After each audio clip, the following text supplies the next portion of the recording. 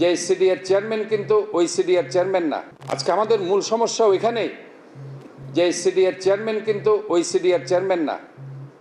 যারা সেদিন ৬,০০০ কোটি টাকা ৯,০০০ কোটি টাকা জোর করে সিটি কর্পোরেশনকে অ্যাভয়েড করে জোর করে তারা নিয়ে নিয়েছে, পরে তাদের সক্ষমতা নেই বলে তারা ভাড়া করেছে সেনাবাহিনীকে।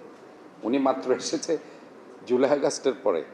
উনিও একজন বৈপ্লবিক নেতা, একসময় অ্যাপ করেছে, ইঞ্জিনিয়ারিং অ্যাসোসিয়েশনের প্রেসিডেন্ট ছিল, অনেক কাঠগড় পড়িয়ে উনি কিন্তু হয়েছে।